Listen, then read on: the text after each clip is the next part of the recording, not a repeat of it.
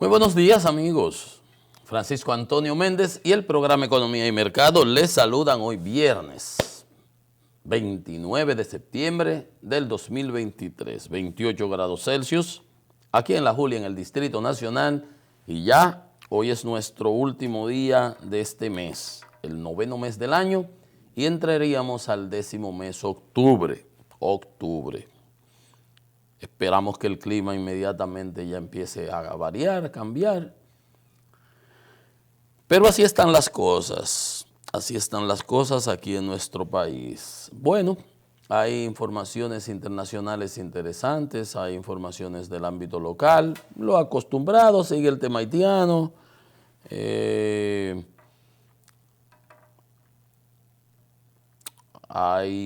Están los problemas en el Congreso norteamericano, que los republicanos no se acaban de poner de acuerdo para el presupuesto que vayan a aprobar, ni siquiera ellos mismos en su bancada. Los senadores piensan una cosa, los republicanos, en la mayoría los radicalizados, los rehenes de Trump, ese grupo, los extremistas, apuestan a que el gobierno de Estados Unidos haga el shutdown, que se quede sin financiamiento para pagar y para sus compromisos. Eso tienen al gobierno de rehén. Ya querían, cuando aquella vez que el tope de la deuda, que Trump les instruyó, dejen que caigamos en bancarrota y en default, a él no le importa lo que pase en los Estados Unidos ni con los ciudadanos. A él lo que le importa es ver cómo él le doblega el pulso a la justicia y cómo obtiene capital político de todas estas situaciones. Y ahí está, ese es un problema que va a afectar el rating de nuevo de los Estados Unidos, pero más que el rating, es la vida cotidiana de millones hay creo que 4 millones de empleados federales. Estados Unidos tiene los estados, esos son empleados estatales y empleados federales.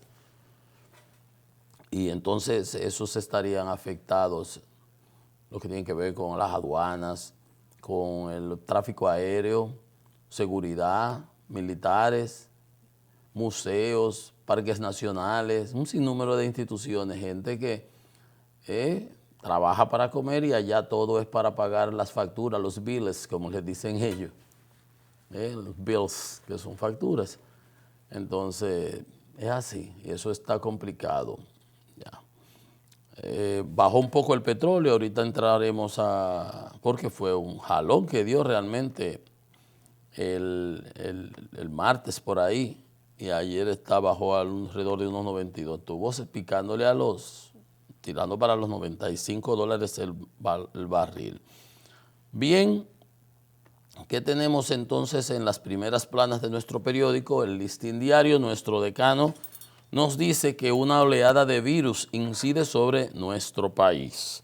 Hay dengue, el escuadrón de virus nos ataca.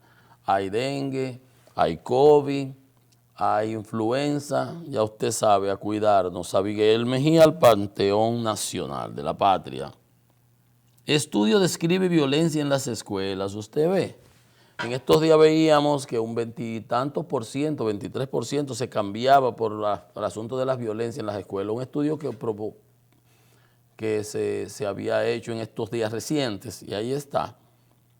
Violencia en las escuelas, miren, eso que se dice ahí es poco con la realidad. Yo tengo una pariente que trabajó para el Ministerio de Educación y le tocó ir, me contaba, a supervisar exámenes y cosas en diversas escuelas que hay en la ciudad capital y en el interior. Y las cosas que me decía, que veía ahí, aterrorizaban a cualquiera. Aterrorizaban a cualquiera. Hemos visto videos de niñas haciendo desmanes en las escuelas, de agresiones, todo eso que usted ha visto en los videos, pues es así y quizás más. Bueno, y hemos destinado 1.200 millones, casi el presupuesto de un año, a educación desde el 2012 en adelante, del 13, con el 4% de educación, y los resultados han sido un desastre. Ahorita vamos a ver la opinión de el Observatorio de la ADP sobre los libros, para que ustedes vean. Caribe nos dice, ¿más deudas o crear impuestos? Dilema del gobierno para el 24.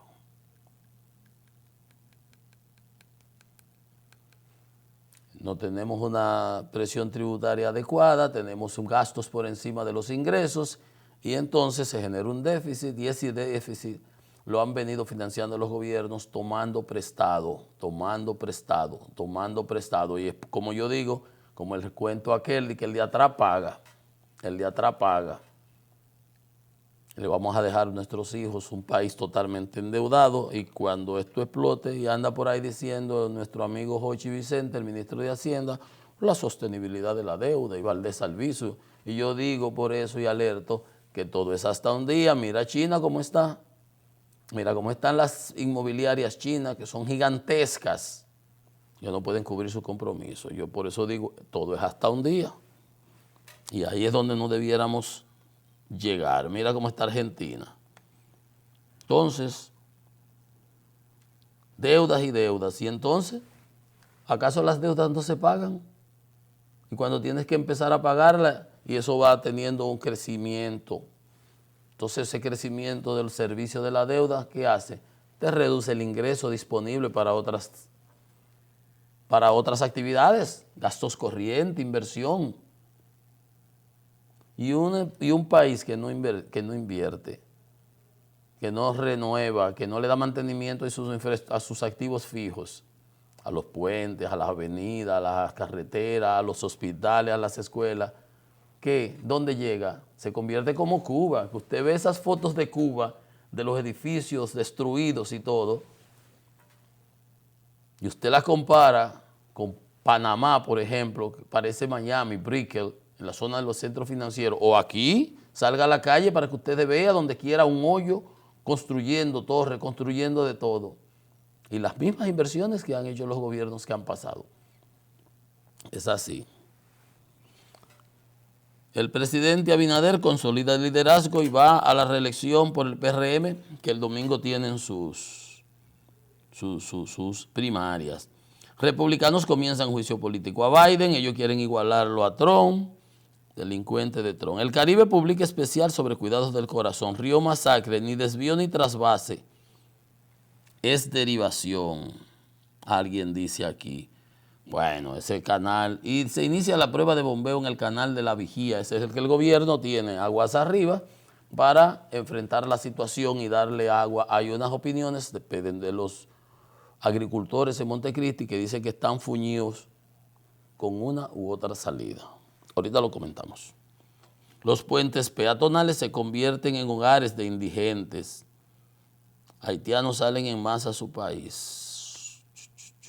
El Diario Libre, en primera plana, nos trae que el presupuesto presentado, ayer lo llevó el amigo José Rijo, director de presupuesto, al Congreso. El presupuesto será de 1.37 billones, o sea, 1.370 y tantos mil millones. 99.000 millones para subsidio, ahorita lo desglosamos. 34.000 millones para el metro y el monorriel. Y ahí, esos son los grandotes, entonces se consumen prácticamente todo el presupuesto, entonces por eso no se ven las obras de inversión. Y veíamos, como quiera, además, del presupuesto ejecutado, ayer veíamos 93% era gasto de corriente y solo 7% de capital. El gobierno responde a la OEA, eso lo comentamos ayer, el periódico Diario Libre se quedó atrás. Dice el PRM que convoca 3 millones a la primaria. En ese padrón ahí están muchísimos de los otros partidos que andan quejándose. Pero bien, que le vaya bien, esa es la democracia y que salga los candidatos que ellos vayan a presentar para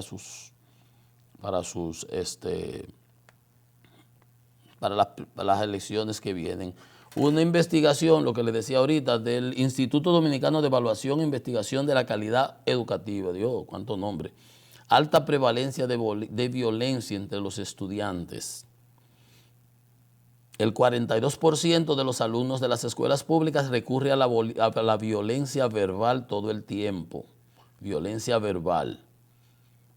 Mientras que el 25 reacciona con violencia física. Hemos visto eso y eso es muy lamentable. Y eso viene de la casa, de la educación materna, de la educación hogareña. Y usted lo ve eso reflejado luego en donde usted va por una calle con una señalización muy clara que dice una vía, 2 carriles de una vía para allá, y viene un animal, un salvaje de allá para acá en vía contraria, y usted le dice algo y él le mienta a usted hasta su progenitora y todo lo que puede y se ofende. Porque él viene mal, él está violando, él está irrespetando a los otros, él es un abusador y usted ni siquiera se lo puede decir, usted tiene que quedarse callado. Y si tú le dices algo, aquí te saca una pistola, un bate y te agrede. Y usted, que tiene que perder, usted no se va a comportar como un animal con eso. Entonces usted deja pasar, gracias a Dios, para evitarse un conflicto con un animal, porque es así. Pero eso de la violencia viene desde el hogar, se refleja en las escuelas y luego en la vida cotidiana de ese supuesto ciudadano. Ese se va a ser un ciudadano, un tigre. Un tigre. Por ejemplo, eso lo tenía aquí así, quizás si me daba tiempo lo iba a decir. Miren este caso de ese, el que se llama el doctorcito, Ajá, el muchacho ese, hijo del caballero aquel que habla en la televisión, en los programas eso de YouTube y eso. Dice que encuentran fotos y videos del muchacho. Eso fue que mataron a un niño, un joven, estudiaba creo que en Infotec, celebrando su cumpleaños en una discoteca en Piantini, ¿se acuerdan? Que lo fueron a asaltar con 2 más, con un taxista que llamaban, que lo usaban para hacer sus trucos, están presos todos. Desbloquearon el celular, un iPhone, consiguieron como que la clave, las fotos estaban traspasadas. Uno lío ahí raro, dice que encontraron al muchacho con fotos de armas de fuego, y que un peine de 30, unas vainas rarísimas así, y mandó a lavar y ocultar el vehículo. Entonces, ¿usted cree que eso se da así por casualidad? No. Entre las cosas que se decían al principio cuando esto se destapó, que mataron a ese pobre muchacho, y no sé si él está acusado, era de que ese muchacho, hijo de ese celebrity, influencer, porque habla por la televisión o habla por las redes, a veces estaba en discotecas de esas por ahí, decían ellos y cosas, de que llamaba a su papá de que a las 3 de la mañana para que le fuera a pagar una cuenta de 70,000 pesos y cosas así. 2 galletas y 2 trompones y un estrellón. Entonces, esos polvos trajeron estos lodos. Ahí está el muchacho preso en Najayo, en La Victoria, qué sé yo dónde. Si él hubiera ido a la discoteca aquella y en lugar de pagar la cuenta, lo que agarra y que le entra galleta, no pasa esto. Entonces, si a nuestros niños se le diera educación moral y cívica de nuevo en las escuelas, porque cantidad de muchachitas en cinta por ahí que no saben ni dónde le queda la nariz, ¿y qué le pueden transmitir a esos pobres niños? O sea, eso es un problema obvio que tiene que ser en el hogar, en la casa y en el hacinamiento y oyendo malas palabras y esa agresión que se vive, ¿verdad?, en el ambiente. Pero si al menos viendo ese diagnóstico y sabiendo esa realidad en las escuelas, entonces se les trata de alguna manera de reencauzar, porque si entonces no hay que dejarlos entonces a la buena de Dios y no vamos a salir de esta nunca entonces. Nunca vamos a salir de esta. Y esto estamos hablando de violencia, no estamos hablando de que no saben nada, de que ni leer saben, ni entienden, ni oyen, ni ven, ni entienden. Entonces, ¿qué es lo que estamos creando? ¿Una generación de qué? ¿Una generación de qué? De macalacachimba, de estarúpidos, que son tarados y estúpidos. ¿De qué van a vivir? ¿Qué valor agregado pueden añadir a algún proceso? Es un tema importante, importante. Mira, ahí estuvo la Oficina de los Derechos Humanos de la ONU pidiendo que se intervenga en Haití, todas las cosas que se están haciendo allá, lo cual eso es cierto. Apoyan la decisión internacional para que vayan y se pacifique esa nación. El señor que habla es el tal Volker Turk, de Naciones Unidas, uno que quería que nosotros cargáramos con los inmigrantes haitianos, porque esa situación de derechos humanos de allá, no, y lo mandaron, lo pusimos en su puesto, y Cancillería y todo el mundo. Pero gracias a Dios, aún no está de acuerdo con eso que dice, que vaya a la comunidad internacional y pacifique, porque ahí de otra manera no hay posibilidad, el gobierno, el Estado no tiene la fuerza. Pero gracias a Dios que en ese documento que acaban de hacer, donde hacen un desglose y todo eso, no nos meten la puñalada como los otros días que le dije, mire lo que dice aquí. Como si que eso fuera nuevo en Haití. Que reciben las armas de Miami, vía marítima y algunas desde aquí. Que ya esas bandas no solamente están en Puerto Príncipe, sino que controlan todas las carreteras, los puertos y todo. Entonces, evidentemente que hay que ir allá, ayudarles allá. Dice la prensa que las haitianas siguen pariendo en la maternidad de Santiago y acuden con todas las confianzas a la maternidad René Clan de Guzmán. La dirección del hospital Estrella Ureña había manifestado que gasta mensualmente más de 8 millones atendiendo parturientas haitianas. Y así nos quieren a nosotros tirar ese lío encima.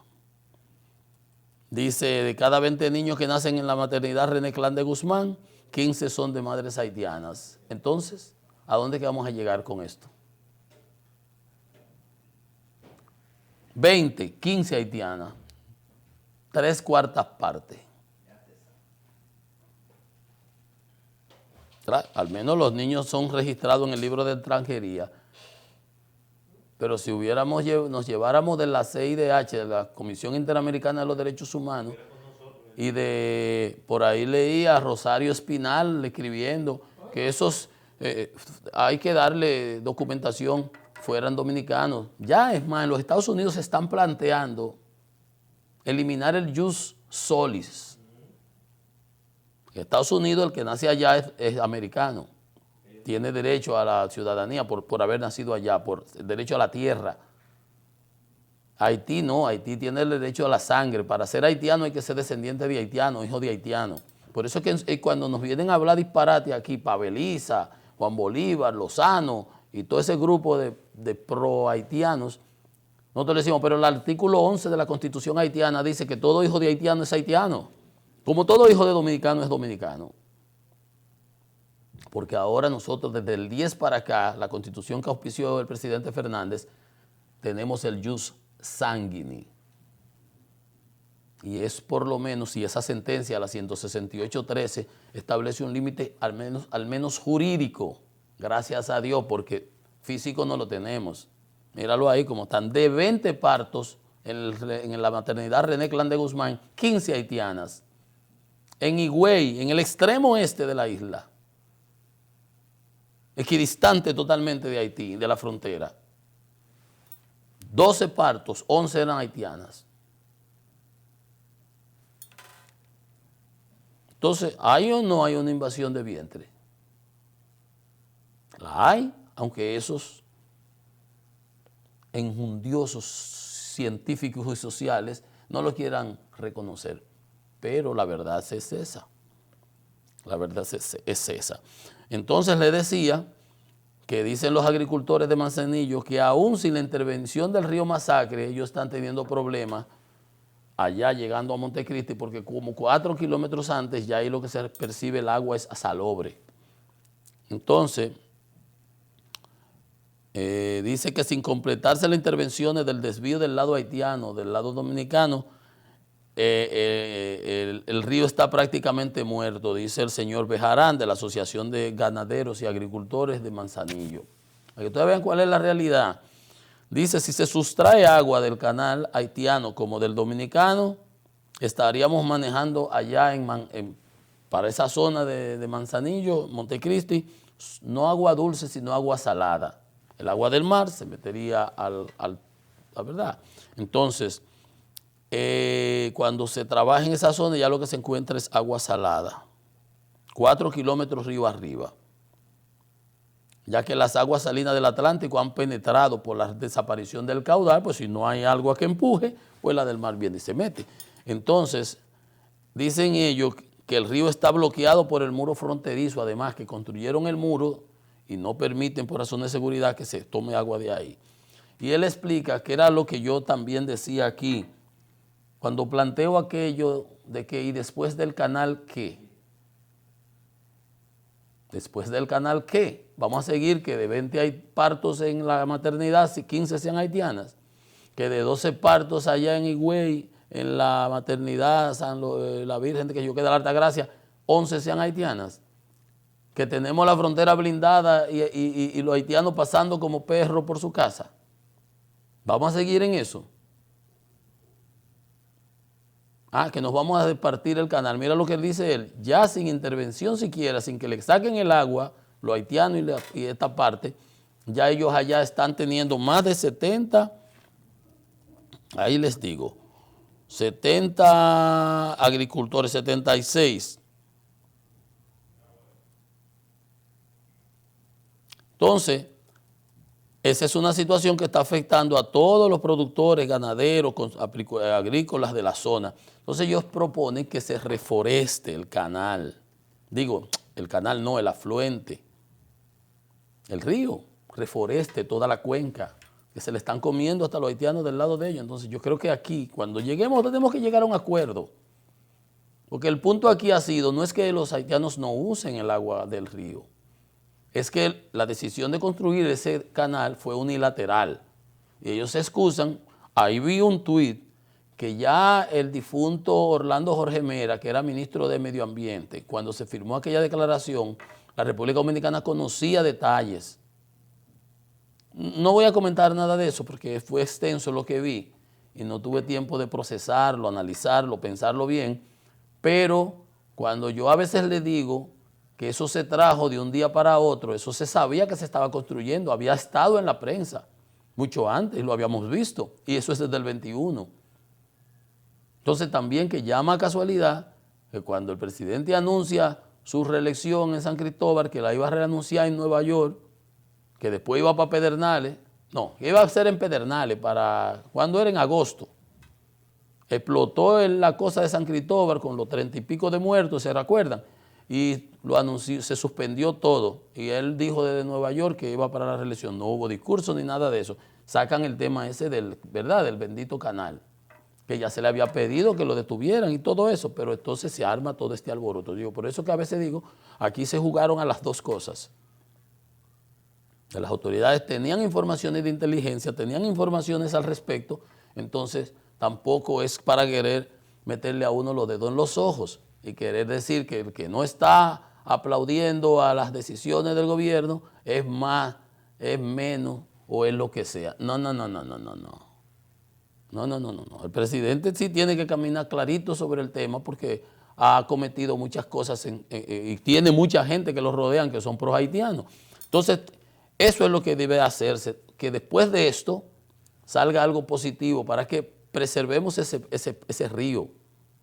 Porque al final ellos van a hacer su canal, aquí ya se va a bombear desde la vigía y ahorita no va a haber flujo y no va a llegar el agua ni siquiera allá a la bahía. A Manzanillo allá, el de desembocadura, no va a llegar nada. Entonces no vamos a tener agua. Vamos a tener canales. Es como el cuento de unos acueductos que inauguraba Hipólito, que mandaron a buscar preso al tipo y lo montaron en un helicóptero, que creo que fue en Las Matas. Hipólito fue a inaugurar un acueducto y que no acueducto, lo tuvo, pero un acueducto sin agua no es un acueducto. Esos son tubos enterrados ahí. El acueducto no tenía agua. Y cuando el comunitario lo dijo en la cosa, lo fueron y lo buscaron preso. Para autoritarismo, tipo Trujillo, pero que no sirven para nada porque lo que la persona hizo fue un aporte. Que si Hipólito hubiera sido un tipo inteligente, dice, no, tranquilo, pero como es lo que es un troglodita, lo mandan a buscar preso. Se pegó y el grupo, disparate. Pero eso mismo es. Vamos a tener canales sin agua. ¿Qué son esos? Zanjas. Un canal sin agua es una zanja.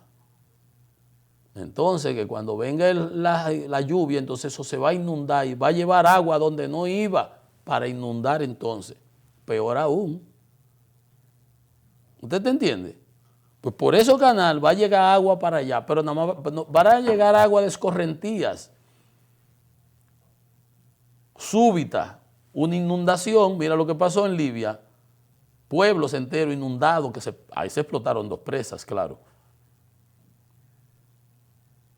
Ahí están todos inundados, llenos de lodo, miles de muertos, que ni se sabe cuántos, 20,000, ni contarlo saben, todavía anda buscando. Entonces, al final del día, yo lo que creo que de ahí es al final del día sentarnos y discutir, dialogar, ponernos de acuerdo y que ahí lo que se haga es para que se preserve el río, que se reforeste la zona con ayuda internacional, los créditos verdes, para la conservación del medio ambiente, que se pueda poner mancomunadamente y hasta la siembra, por como se hace aquí, que se le paga un dinerito para que la gente siembre los árboles en las orillas, porque ellos lo que hacen es que tumban los árboles y se lo comen para leña. Por eso tienen su país degradado totalmente. Y si nos descuidamos, se comen también.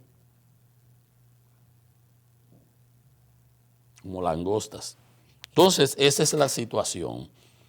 Miren, qué pena y cómo me duele a mí esto, porque yo sí que fui,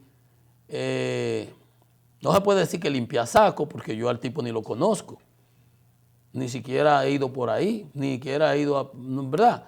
Solo que sí me parecía que, dada la magnitud y la importancia de la educación y el desastre que dejó Fulcar ahí, cuando él llegó, hizo todas esas declaraciones y yo las apoyé y me parecía que eran sensatas las declaraciones, la parte que tenía que ver con el deterioro que había habido y la falta de resultados positivos y cómo lo iba a cambiar. Habló del ministro de Educación, ay Dios mío. Se empecinó ese señor que le salió aquella frase famosa del doctor Balaguer que decía, cuando tú quieras conocer a Mundito, dale un mandito. Eso lo dice el presidente Balaguer en uno de sus libros. Cuando tú quieras conocer a fulanito, a Mundito, dale un mandito. Que la gente coge poder, ya usted sabe cómo es. Pero decía Michelle Obama, la esposa del presidente, la primera dama norteamericana del presidente Barack Obama, que muchos dicen aquí que el poder cambia a la gente. ¿Usted lo ha oído? ¿Y usted lo ha visto? No, es que eso lo hemos visto todos. Donde quiera, por doquier. Es más, creo que uno puede decir, sin temor a equivocarse, que salvo honrosas excepciones, el poder no cambia a la gente. Siguen siendo lo mismo, no pierden el tino, ¿verdad? Pero la gran mayoría le pasa eso. Pero ella dice que no, que el poder no cambia.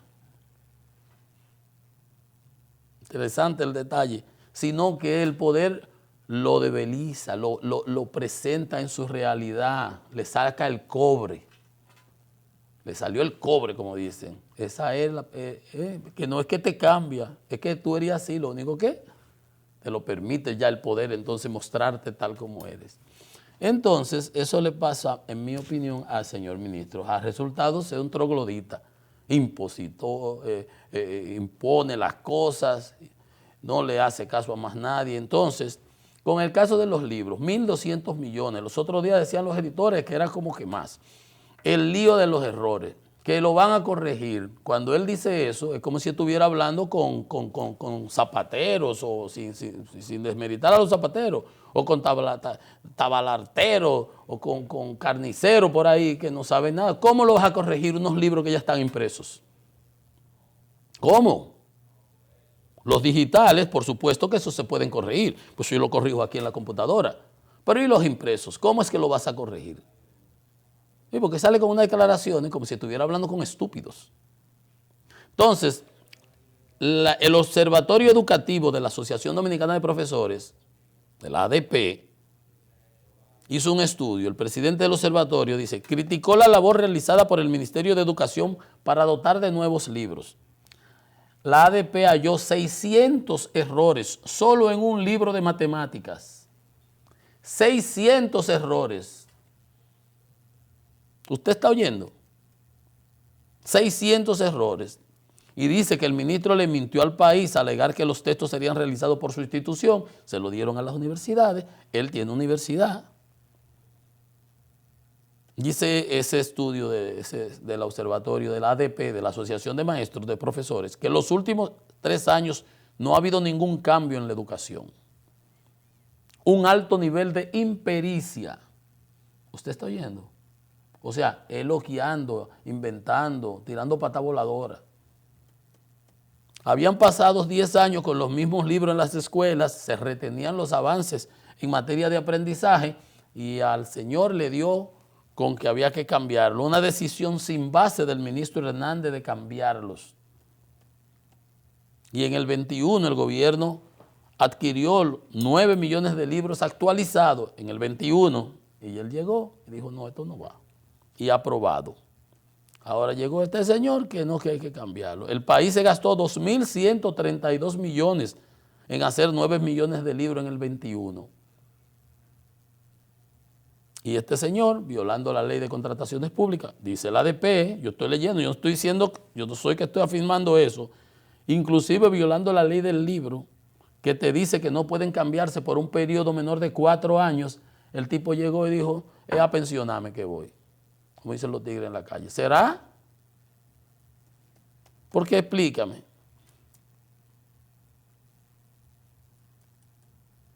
Entonces dice que el Ministerio de Educación dice, aseguró haber corregido los errores detectados en los ejemplares de matemáticas y ciencias sociales correspondientes a 3er grado de primaria.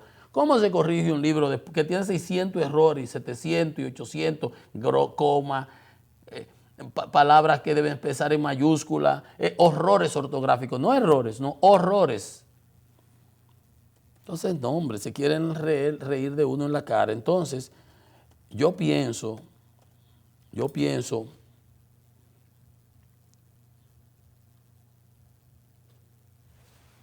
que, por supuesto, con un despilfarro de esa magnitud, no alcanza ni siquiera el presupuesto de Kuwait, de los Emiratos Árabes Unidos, no nos da. No pueden dar el presupuesto de Arabia Saudita. Y con ese nivel de impericia, como dice, y de despilfarro, como dice ese estudio, ni ese presupuesto nos alcanza. Y como veíamos ahorita, y vamos a analizarlo ahora, por supuesto, tenemos entonces que salir a buscar prestado, a endeudarnos más. Y cuando se dispara la inflación, el pueblo ya no sufre.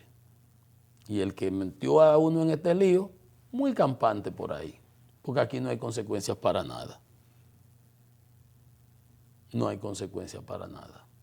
Y nos paran vendiendo fantasía. Y justificaciones van y justificaciones vienen. Pero la realidad es obtusa. La realidad es esta. En un solo libro, 600 errores. Caramba. Una pausa. Estamos en Economía y Mercado.